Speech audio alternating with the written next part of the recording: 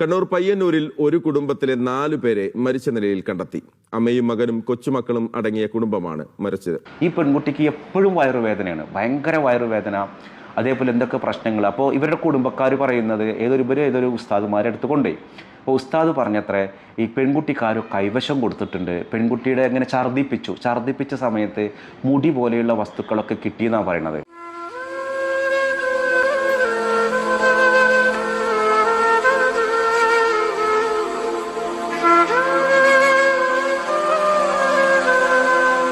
അസ്സലാമു അലൈക്കും, welcome back to Visal media. ഞാൻ ഫക്രുദ്ദീൻ പന്താവ്. ഇന്ന് ഞാൻ ഈ പറയുന്ന കാര്യങ്ങൾ നിങ്ങൾക്ക് പെട്ടെന്ന് വിശ്വസിക്കാൻ പ്രയാസമായിരിക്കും. ചില ആളുകൾക്ക് വിശ്വാസം വന്നോളുന്നില്ല. പക്ഷേ യാഥാർത്ഥ്യമുള്ളൊരു സംഭവമാണ്. ഒരു പെൺകുട്ടി, ഒരു +1 പഠിക്കുന്ന ഒരു പെൺകുട്ടിക്ക് ഇങ്ങനെ കൈവശം ആരോ കൊടുത്തെന്ന് പറഞ്ഞിട്ട് ഈ പെൺകുട്ടിക്ക് എപ്പോഴും വയറുവേദനയാണ്, ഭയങ്കര വയറുവേദന, അതേപോലെ എന്തൊക്കെ പ്രശ്നങ്ങൾ. അപ്പോൾ ഇവരുടെ കുടുംബക്കാർ പറയുന്നത് ഏതൊരു ഉസ്താദുമാരെ അടുത്ത് കൊണ്ടുപോയി. അപ്പോൾ ഉസ്താദ് പറഞ്ഞത്രേ ഈ പെൺകുട്ടിക്കാരോ കൈവശം കൊടുത്തിട്ടുണ്ട്, പെൺകുട്ടിയുടെ എങ്ങനെ ഛർദ്ദിപ്പിച്ച സമയത്ത് മുടി പോലെയുള്ള വസ്തുക്കളൊക്കെ കിട്ടിയെന്നാണ് പറയണത്. അപ്പോൾ ആരോ കൈവശം കൊടുത്താൽ ഇവരുടെ കുടുംബത്തിൽ നിന്ന് ഒരു കൂട്ടരുണ്ട്. അപ്പോൾ ആ ഒരു കൂട്ടർ, ഈ പെൺകുട്ടി നല്ല കാണാൻ ഭംഗിയുള്ള പെൺകുട്ടിയാണ്, നല്ല പഠിക്കാനൊക്കെ മിടുക്കിയാണ്. അപ്പോൾ 10ാം ക്ലാസ്സിലേക്ക് ആയപ്പോൾ തന്നെ ഇവരൊരു കല്യാണം എന്ന് വെച്ചാൽ ഒന്ന് പറഞ്ഞു വെക്കുക, കല്യാണം കഴിക്കാനല്ല, ഈ കുട്ടീനെ ഞങ്ങൾക്ക് കിട്ടണമെന്ന് പറഞ്ഞപ്പോൾ അവർ ഒരിക്കലും അതിന് തയ്യാറല്ല. കാരണം അവരെന്തോ കുടുംബപരമായിട്ട് എന്തൊക്കെ ചില പ്രശ്നങ്ങൾ, ഇവർ അകന്ന കുടുംബം കൂടിയാണ്. അപ്പോൾ അങ്ങനത്തെ ഒരു കുടുംബത്തേക്ക് കല്യാണം കഴിപ്പിച്ച് അയക്കാൻ ഇവർ അത്ര ശ്രദ്ധിച്ചിരുന്നില്ല. അപ്പോൾ ആ വീട്ടുകാർ കൈവശം കൊടുത്താണത്രേ ഇവൾക്ക് അവനോട് ഇഷ്ടം ഉണ്ടാവാൻ വേണ്ടിയിട്ട്. അങ്ങനെ ഇവളുടെ ഉള്ളിൽ ഭയങ്കര പ്രശ്നങ്ങളായി, എന്നും വയറുവേദന, എത്ര ഡോക്ടറെ അടുത്ത് കൊണ്ടായാലും വേറെ പ്രശ്നം, അപ്പൻഡിക്സിൻ്റെ വയറുവേദനയാണെന്ന് പറഞ്ഞു നോക്കി, ഒരു പ്രശ്നവും കാണില്ല. പക്ഷേ ഇവൾക്ക് വയറുവേദന ഉണ്ട്. അങ്ങനെ വയറുവേദന നിരന്തരം കണ്ടപ്പോഴാണ് ഇവരൊരു ഉസ്താദിൻ്റെ അടുത്ത് നിന്ന് അങ്ങനെ എന്തെങ്കിലും വല്ല പിശാചിൻ്റെ പ്രശ്നങ്ങളാണോ എന്ന് അറിയാൻ വേണ്ടി കൊണ്ടുപോയപ്പോൾ ഉസ്താദ് പറഞ്ഞു കൈവശമാണ് എന്ന് പറഞ്ഞു. അങ്ങനെ കൈവശമാണെന്ന് പറഞ്ഞിട്ട് ഉസ്താദ് എന്തോ മരുന്ന് കൊടുത്ത് അങ്ങനെ ഛർദ്ദിപ്പിച്ചപ്പോൾ മുടിയൊക്കെയാണ് വായിൽ നിന്ന് പോകുന്നത്. ഇപ്പോൾ ഈ വീഡിയോ കാണുന്ന പലർക്കും ഒരു പക്ഷേ പഴമക്കാരായ ആളുകൾക്ക് വിശ്വാസം ഉണ്ടാവും, കൈവശം എന്ന് പറഞ്ഞിട്ട് സാധനങ്ങൾ കൊടുക്കുക. പണ്ടൊക്കെ പറഞ്ഞ് ചില വീട്ടിൽ നിന്ന് ഭക്ഷണം കഴിക്കാൻ പാടില്ല, അവർ കൈവശം തന്നു കഴിഞ്ഞാൽ പിന്നെ അവരുടെ ആളായിട്ട് മാറും, ഒരു അടിമയെപ്പോലെ നമ്മൾ അവരുടെ കൂടെ നിൽക്കും അത്രേ. അങ്ങനെ ഈ പെൺകുട്ടീനെ പിന്നീട് കൈവശം ഇയാൾ മരുന്ന് കൊടുത്തിട്ട് മുടി അടക്കം ഉള്ളിൽ നിന്ന് പുറത്തേക്ക് ചാടിയിട്ടും ഇതിൻ്റെ പ്രശ്നങ്ങളുമായി പിന്നെയും വയറുവേദന ഉണ്ട്. അങ്ങനെ ഇവർ ഏർവാടിയിൽ കൊണ്ടുപോയിട്ട് കുറേ അവിടെ കിടത്തി ചികിത്സ, അതായത് കിടത്തി ചികിത്സ എന്ന് പറഞ്ഞാൽ ഒരു 12-13 ദിവസമൊക്കെയാണ് ഇവർ ഏർവാടി നിൽക്കുക. എന്നിട്ട് ഇങ്ങനെ ദർഗയുടെ ചുറ്റും ഇങ്ങനെ നടക്കും. അപ്പോൾ ഈ പെണ്ണിൻ്റെ പ്രശ്നങ്ങൾ മാറുമെന്ന് പറയും, പിന്നെയും പ്രശ്നങ്ങളുണ്ടാവും, പിന്നെ ഉസ്താദ് പറയുമ്പോൾ ഒന്നുകൂടെ വരണം, മറ്റൊടുത്ത് വരണം, മറിച്ചൊടുത്ത് വരണം. അങ്ങനെ ഈ കുട്ടിയുടെ +1 ആകുമ്പോൾ തന്നെ പരമാവധി ക്ലാസ് മുടങ്ങി, നിരന്തരം ഈ കുട്ടിയുടെ പറഞ്ഞ ശ്രദ്ധകൾ പോയി. +1 ഈ കുട്ടിക്ക് പരീക്ഷയ്ക്ക് പോയിന്നേ ഉള്ളൂ, ഒരു മാർക്കും ഇല്ല.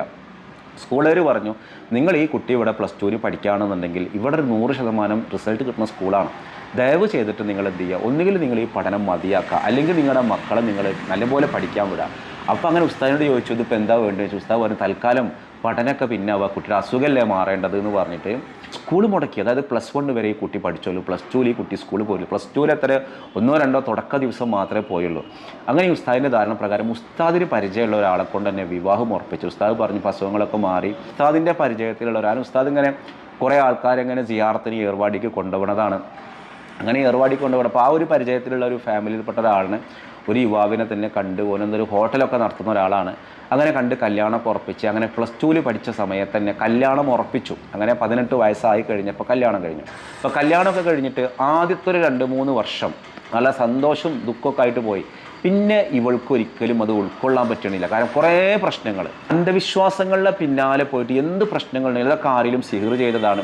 ഇവരുടെ നല്ലൊരു തുകയും ഇങ്ങനെ അന്ധവിശ്വാസങ്ങളുടെ പിന്നാലെ പോയിട്ട് കൊടുക്കാൻ തുടങ്ങി. അപ്പോൾ ഞാൻ കൈവശം കൊടുക്കുന്നത് ഉള്ളതാണോ ഇല്ലാത്തതാണോ എന്ന് വെച്ചാൽ ഞാൻ അന്വേഷിച്ച് പറഞ്ഞത് പണ്ടൊക്കെ ഇതൊരു മരുന്ന് കൂട്ടാണത്രേ. അതായത് ഈ കൈവശം എന്ന് പറഞ്ഞത് ഒരു പച്ചില മരുന്നുകളും മറ്റൊക്കെ ചേർത്തിട്ട് കൊടുക്കുകയാണ്. ഇത് ശരീരത്തിന് ദോഷമൊന്നുമില്ല, പക്ഷേ ആളെ മയക്കാൻ പറ്റുന്നൊരു വിഷയമാണ്. പക്ഷേ ഇതറിയുന്നതിൻ്റെ കൂട്ടറിയുന്ന ആളുകളൊന്നും ഇപ്പോൾ ഇല്ല എന്നുള്ളതാണ്. പണ്ടൊക്കെ ചില സ്ത്രീകൾക്ക് അല്ലെങ്കിൽ ചില ആളുകൾക്ക് ഇതിൻ്റെ കൂട്ടറിയുന്ന ആളുകളുണ്ടായിരുന്നു, ചില വൈദ്യന്മാർക്കൊക്കെ ഇത് അറിയുമായിരുന്നു. അത് വല്ല ഭസ്മത്തിലോ അല്ലെങ്കിൽ വല്ല വെള്ളത്തിലോ ചായയിലോ മറ്റെന്തിലെങ്കിലുമൊക്കെ ഇത് കൊടുത്തു കഴിഞ്ഞാൽ കാലാകാലം ഇതിൻ്റെ എഫക്റ്റ് ഒന്നും ഉണ്ടാവില്ല. കുറച്ച് കാലത്തോളം ഏറിക്കഴിഞ്ഞാൽ ഒരു 5-6 മാസം ഇതിന് എഫക്റ്റ് ഉണ്ടാവും. പിന്നെ ഇത് പുക്കളുടെ ഇടയിൽ നിന്ന് പൊടിയെടുക്കുക, ഇങ്ങനെ പല പരിഹാര മാർഗ്ഗങ്ങൾ. ഇത് ഛർദ്ദിക്കുമ്പോൾ മുടി വരിക എന്ന് പറയുന്നത് മുടിയൊന്നുമല്ല, ആ കഴിച്ച മരുന്നിൻ്റെ അംശങ്ങൾ ഇങ്ങനെ കെട്ട് കുടുങ്ങിയിട്ട് ഒരു മുടിക്കെട്ട് പോലെ കണ്ടാൽ തോന്നും, മുടിയൊന്നും അല്ലാതെ. അപ്പോൾ ഇതൊന്നും അവൈലബിൾ അല്ല എന്നുണ്ടെങ്കിൽ സംഗതി കൈവശമൊക്കെ ഉണ്ട്. പക്ഷേ കൈവശത്തിൻ്റെ പേരിൽ ഈ ഒരു പുക്കളുടെ ഇടയിൽ നിന്നൊക്കെ ഒരു പൊടിയൊക്കെ എടുത്തിട്ട് ഇതിന് പരിഹാരം കാണാമെന്നൊക്കെ പറയാം. അതൊക്കെ തരം ബ്ലാക്ക് മാജിക്കാണ്, അതൊക്കെ ഉഡായിപ്പാണ്.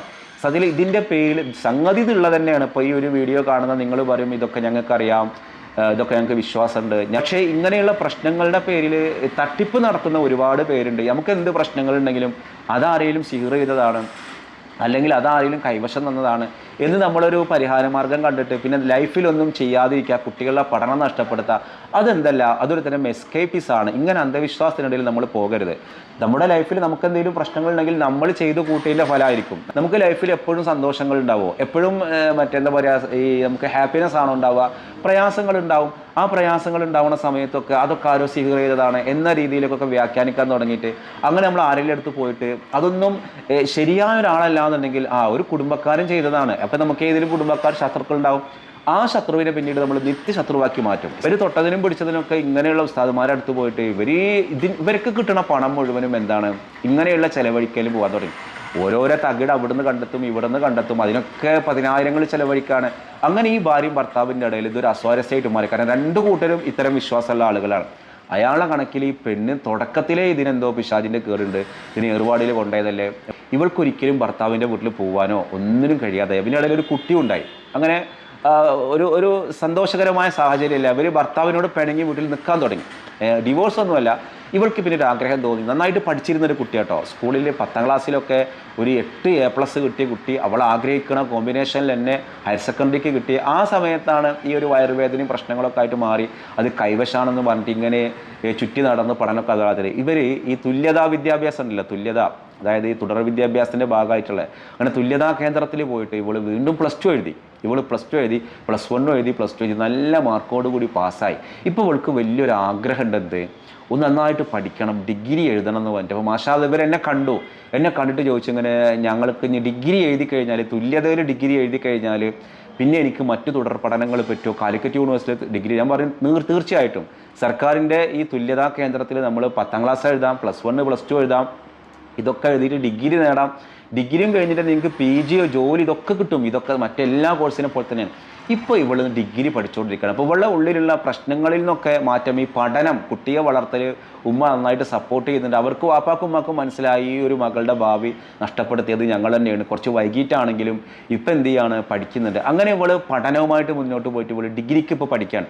ഡിഗ്രിക്ക് പഠിക്കുന്ന സമയത്ത് കഴിഞ്ഞ ദിവസം എനിക്ക് വിളിച്ചിട്ട് പറഞ്ഞു, ഇങ്ങനെ ഭർത്താവിൻ്റെ വീട്ടുകാർ വന്നിരുന്ന് അവർ 2 കൂട്ടരുടെ ഇടയിലുള്ള പ്രശ്നങ്ങളൊക്കെ പറഞ്ഞ് അവസാനിപ്പിച്ചിട്ട് ഞാൻ ഇനി ഭർത്താവിൻ്റെ വീട്ടിലേക്ക് പോകണം. പക്ഷേ എനിക്കൊരു കണ്ടീഷൻ ഉണ്ട്, എൻ്റെ പഠനത്തെ എന്ത് ചെയ്യരുത്, നശിപ്പിക്കാൻ പറ്റൂല, ഈ കണ്ടീഷൻ എനിക്ക് എഴുതി തരണം എന്നൊക്കെ പറഞ്ഞപ്പോൾ ഭർത്താവിൻ്റെ വീട്ടുകാർ പറഞ്ഞു, എൻ്റെ പൊന്നു മോളെ നിങ്ങൾക്ക് എത്ര വേണമെങ്കിലും പഠിക്കണം എന്നുണ്ടെങ്കിൽ അതിനുള്ള മുഴുവൻ സൗകര്യങ്ങളും ഞങ്ങൾ ചെയ്തുതരാം. ഇന്ന് മാഷാ അല്ലാഹ് ആ ഒരു പെൺകുട്ടി ആ ഭർത്താവിൻ്റെ കൂടെ സന്തോഷമായിട്ട് കഴിയാണ്. അപ്പോൾ ഞാനിത് പറയാൻ കാരണം എന്താണെന്ന് വെച്ചാൽ നമ്മുടെ ജീവിതത്തിൽ ചില കാര്യങ്ങൾ സംഭവിക്കും. ഒന്ന്, അന്ധവിശ്വാസങ്ങളുടെ പിന്നാലെ നമ്മൾ പോകരുത്. 2, നമ്മൾ എന്ത് പ്രശ്നങ്ങളുണ്ടെങ്കിലും ഭാര്യയും ഭർത്താവും പ്രശ്നങ്ങളുണ്ടെങ്കിൽ എന്നാ അങ്ങോട്ട് വിട്ടൊഴിഞ്ഞ് പോകാം, എന്നാ അങ്ങോട്ട് നശിപ്പിക്കുക, ആ രീതിയിലാവരുത്. ഇപ്പോൾ ഇന്ന് കണ്ണൂരിൽ നിന്ന് കണ്ടൊരു വാർത്തകൾ കണ്ടില്ലേ? കണ്ണൂർ ഒരു പിതാവ് 2 ചെറിയ മക്കളെ, 5ഉം 2ഉം വയസ്സുള്ള മക്കളെ ഇല്ലാതാക്കി, അമ്മനെ ഇല്ലാതാക്കിയിട്ട് സ്വയം ജീവനൊടുക്കി 4 പേരാണ് ഇല്ലാതായത്. എന്താ കാരണം? ദാമ്പത്യ പ്രശ്നമാണ്. ആ വാർത്ത ഒന്ന് കേട്ടു നോക്ക്. കണ്ണൂർ പയ്യന്നൂരിൽ ഒരു കുടുംബത്തിലെ 4 പേരെ മരിച്ച നിലയിൽ കണ്ടെത്തി. അമ്മയും മകനും കൊച്ചുമക്കളും അടങ്ങിയ കുടുംബമാണ് മരിച്ചത്. വടക്കുംപാട്ട് KT കലാധരനും അമ്മയും മക്കളുമാണ് മരിച്ചത്. പാചകത്തൊഴിലാളിയായ കലാധരനും അമ്മ ഉഷയും കലാധരന്റെ 2 മക്കളെയുമാണ് വീട്ടിനകത്ത് മരിച്ച നിലയിൽ കണ്ടത്. രാത്രി 8 മണിയോടെയാണ് 4 പേരുടെയും മൃതദേഹം കണ്ടെത്തിയത്. മൂത്ത മകൾ ഹിമയുടെയും മകൻ കണ്ണന്റെയും മൃതദേഹം തറയിൽ കിടന്ന നിലയിലും കലാധരന്റെയും അമ്മയുടെയും മൃതദേഹം തൂങ്ങിയ നിലയിലുമാണ്. കലാധരൻ ഭാര്യയുമായി വേർപിരിഞ്ഞാണ് താമസിച്ചിരുന്നത്. കഴിഞ്ഞ ദിവസം കുട്ടികളെ ഭാര്യയ്ക്കൊപ്പം വിടാൻ കോടതി ഉത്തരവ് വന്നിരുന്നതായി പറയപ്പെടുന്നു. ഇതിന് പിന്നാലെയാണ് നാടിനെ നടുക്കിയ ദുരന്തം. നാട് വളരെ ദുഃഖത്തോടുകൂടിയൊരു നിമിഷത്തിലേക്ക് നിൽക്കുന്നത്. കലാധരനും ഒരമ്മയും ഉഷയും 2 കുട്ടികളും മരിച്ച നിലയിൽ കാണുന്ന ഒരു നിലയിലേക്കാണ് ഇപ്പോൾ ഉള്ളത്. മറ്റ് പ്രത്യക്ഷത്തിലുള്ള കാരണങ്ങളൊന്നും നാട്ടുകാരെ സംബന്ധിച്ചിട്ട് അറിയില്ല. പയ്യന്നൂർ പോലീസ് സ്ഥലത്തെത്തി പ്രാഥമിക പരിശോധന നടത്തി. ഇൻക്വസ്റ്റ് ശേഷം മൃതദേഹം പോസ്റ്റ്മോർട്ടത്തിനായി പെരിയാരം മെഡിക്കൽ കോളേജിലേക്ക് മാറ്റി. സാമ്പത്തിക ബാധ്യതയോ മറ്റേതെങ്കിലും തരത്തിലുള്ള പ്രശ്നങ്ങളോ കലാധരനുള്ളതായി അറിവില്ല. അപ്പൊ ദാമ്പത്യ പ്രശ്നത്തിൽ ഇയാള് കോടതിയുടെ ഉത്തരവാണ് ഭാര്യയുടെ കൂടെ മക്കളെ വിടണം എന്നുള്ളത്. ആ മക്കളെ വിടണം എന്നുള്ളതിന് ഇയാൾ അതിന് സമ്മതിക്കാൻ പറ്റാതായപ്പോൾ ഇയാൾ എന്ത് ചെയ്ത് ആ മക്കളെയും കൊന്ന് അയാളും അമ്മനെയും കൊന്നിട്ട് ജീവനൊടുക്കി. എന്നിട്ട് എന്താ നേടിയത്? അപ്പോൾ ഭാര്യയും ഭർത്താവും തമ്മിലുള്ള പ്രശ്നത്തിൽ പലപ്പോഴും പ്രശ്നത്തിൽ അകപ്പെടുന്നത് ആരാണ്? മക്കളാണ്. അപ്പോൾ എല്ലാവരുടെ കുടുംബങ്ങളിലും പ്രശ്നങ്ങളുണ്ട്. പ്രശ്നങ്ങളുടെയും തൊട്ടതിനും പിടിച്ചതിനും സെപ്പറേറ്റ് ആയിട്ട് നിൽക്കലല്ല, ബുദ്ധിപൂർവ്വം നേരിടുക. ഇവിടെ ഈ പെൺകുട്ടി, ഞാനിതൊക്കെ ഒരു ഒറിജിനൽ സംഭവങ്ങളായതുകൊണ്ടാണ് അവരുടെ പെർമിഷനോട് കൂടി തന്നെയാണ് പറയുന്നത്, പക്ഷെ പേരൊന്നും ഞാൻ വെളിപ്പെടുത്താൻ ആഗ്രഹിക്കുന്നില്ല. ഇന്ന് അവർ ഹാപ്പി ആയിട്ട് ജീവിക്കാൻ ക്ഷമയോടുകൂടി ലൈഫിനെ കാണണം. തൊട്ടതിനും പിടിച്ചതിനൊക്കെ അപ്പോഴേക്കും ജീവനൊടുക്കലോ മറ്റോ അല്ല ചെയ്യേണ്ടത്. എന്തായാലും ഇന്ന് അവർ അവരെ ഹാപ്പിയാക്കി ജീവിപ്പിച്ചാൽ എന്താണെന്നറിയോ? വിദ്യാഭ്യാസം എന്നുള്ളതാണ്. അപ്പോൾ ലൈഫിൽ നിങ്ങൾ ഭാര്യ ഭർത്താവിന് എന്ത് ഇഷ്യൂസ് ഉണ്ടോ ഉടനടി തീരുമാനിക്കേണ്ടതല്ല എന്നാണ്ട് പിരിയാന്നുള്ളത്. കുറച്ചും കൂടിയൊക്കെ ക്ഷമയോട് കൂടിയിട്ട് നമ്മൾ മുന്നോട്ട് പോയാൽ ഇൻഷാ അല്ലാഹ് നല്ല ലൈഫ് ഉണ്ടാവും. ഞാൻ ഇന്ന് വീഡിയോ എടുക്കുന്നത്, ഞാനിതൊരു യാത്രയിലാണ്. ഞാൻ ഈ ഈരാറ്റുപേട്ടയ്ക്ക് പോകുന്ന ഒരു ആവശ്യം തന്നെ, പെട്ടെന്ന് രാത്രി ഈരാറ്റുപേട്ട പോയതാണ്. ഇപ്പം ഞാൻ നിൽക്കുന്നത് അങ്കമാലി ഒരു ഹോട്ടലിലാണ്. അപ്പോൾ ഈരാറ്റുപേട്ടയ്ക്ക് ഇനി ഇവിടുന്ന് പോകാനുണ്ട്. അപ്പം ഇന്നലെ രാത്രി ആയതുകൊണ്ട് ഒരു 10-11 മണിയാകുമ്പോഴാണ് ഞാൻ ഇന്നലെ അങ്കമാലിയിൽ എത്തിയത്.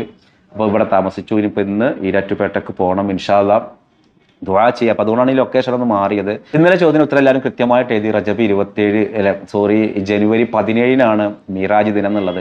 നമ്മളിന്ന് ചോദിക്കുന്ന ഒരു ചോദ്യം, സമസ്ത സ്ഥാപിതമായത്, സമസ്ത കേരള ജമിയത്തുൽ ഉലമ എന്നുള്ള കേരളത്തിന്റെ അഭിമാനമായ സമസ്ത സ്ഥാപിതമായത് എത്രാമത്തെ വർഷത്തിലാണെന്നതാണ് ചോദ്യം. അതിന് ഉത്തരവാണ് നിങ്ങൾ കമന്റ് ചെയ്യേണ്ടത്. മറ്റൊരു ദിവസം മറ്റൊരു വീഡിയോയുമായി വീണ്ടും കാണാം. അസ്സലാമു അലൈക്കും.